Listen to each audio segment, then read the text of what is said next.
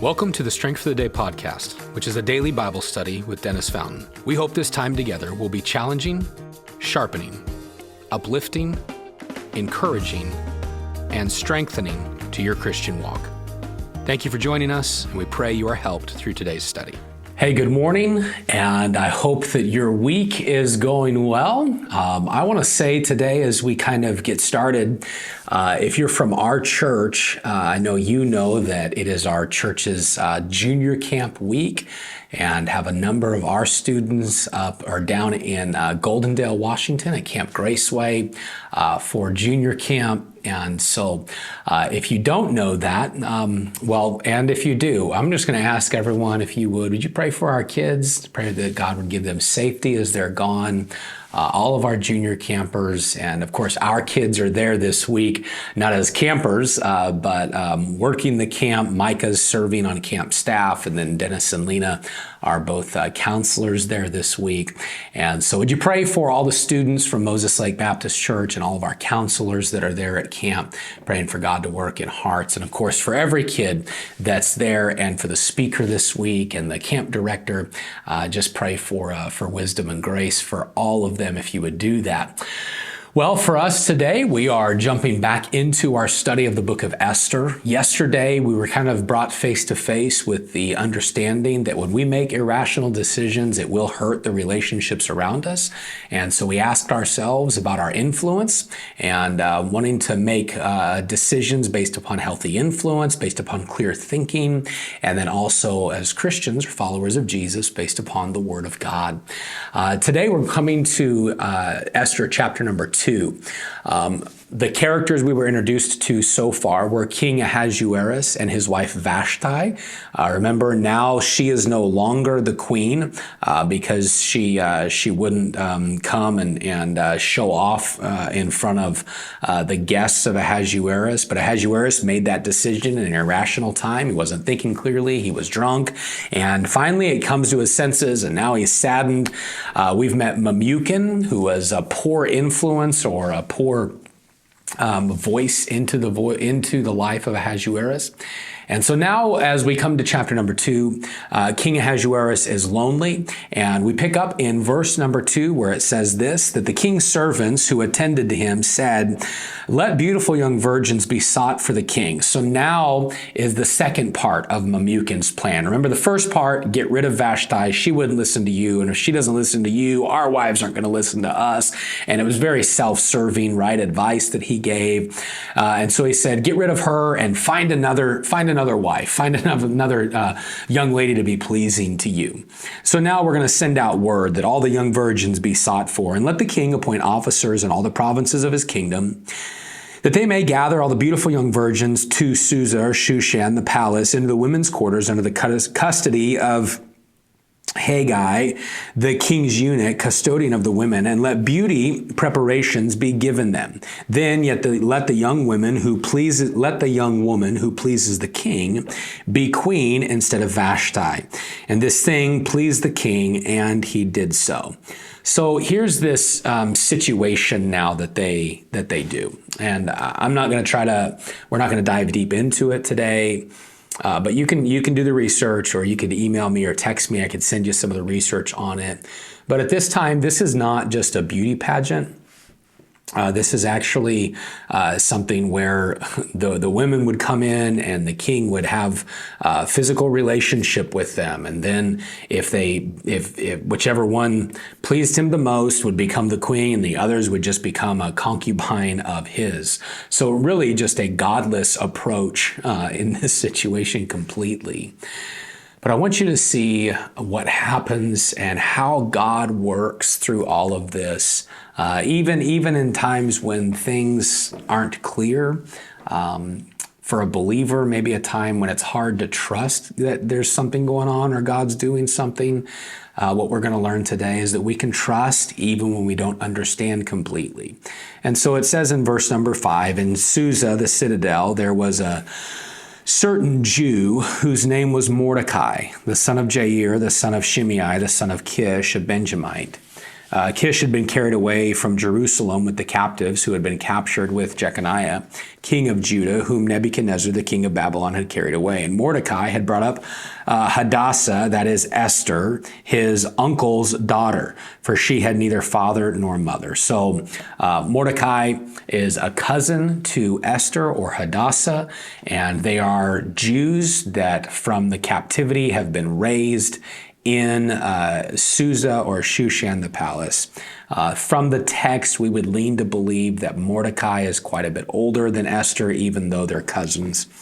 It says verse number 7, Mordecai had brought up Esther, Hadassah, that is Esther, his uncle's daughter, for she had neither father nor mother, and the young woman was lovely and beautiful. When her father and mother died, Mordecai took her as his own daughter. So it was, when the king's command and decree were heard, and when many young women were gathered at Susa, the palace, under the custody of Haggai, that Esther also was taken to the king's palace into the care of Haggai, the custodian of women. Now the young women pleased him, and this young woman, Esther, pleased him, and she obtained his favor.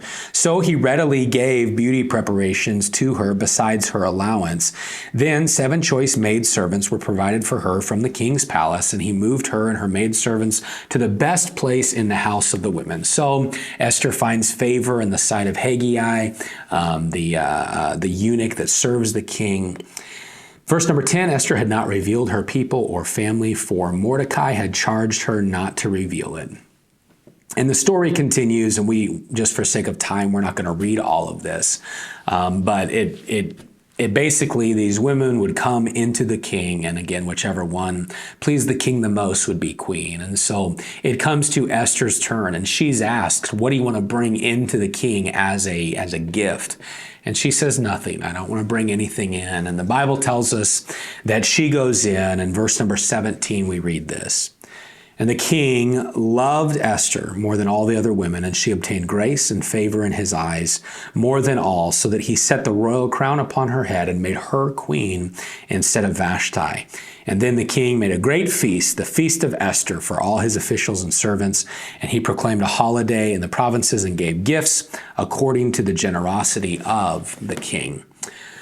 So here's this kind of weird plot twist to the story. Vashti is no longer queen. The advice has been given to search out from the young women who had not had physical relationship with man and bring them before the king, and whichever one pleases the king, that one is the one who will become queen. But what I want us to focus in on, of course, is Mordecai and Esther. And we're going to learn a lot about Mordecai and Esther and their character and what we can see from them. But can you imagine being Mordecai on the day that knock comes at the door? Okay, now let's think about this. They're being raised in Susa or Shushan. It's a couple generations removed from the original captivity of Babylon from Nebuchadnezzar. And of course, the Medo-Persian Empire would conquer the Babylonian Empire a few years after Babylon had conquered Jerusalem and Israel.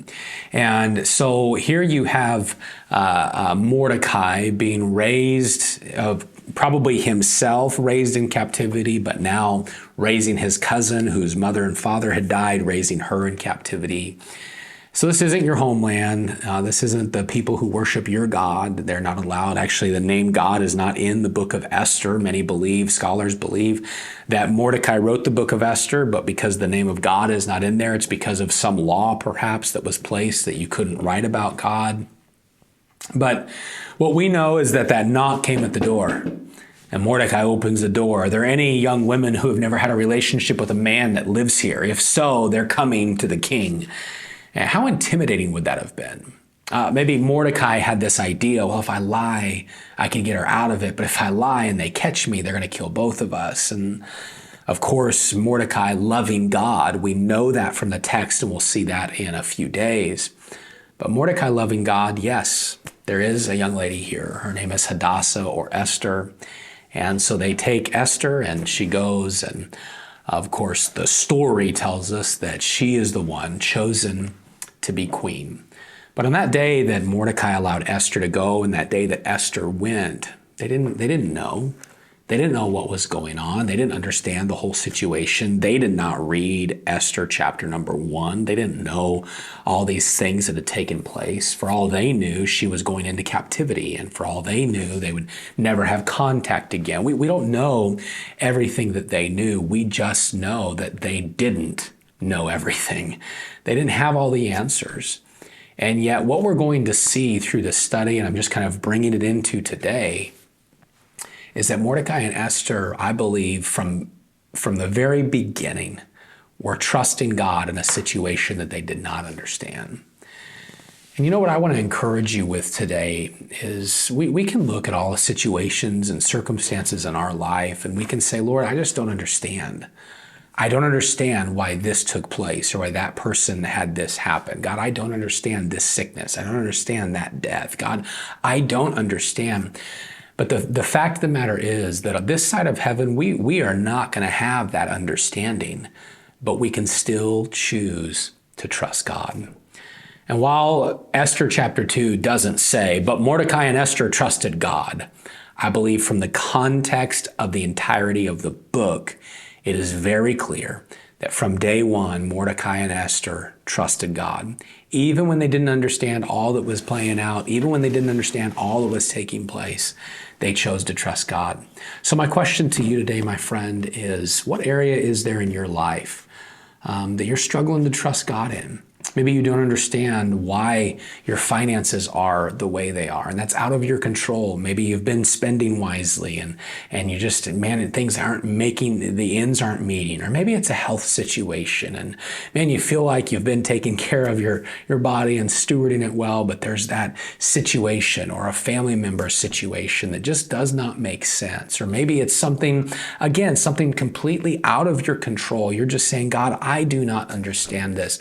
My question to you is, will you choose today and this week to say, God, I don't understand it, but God, I want to choose to trust you.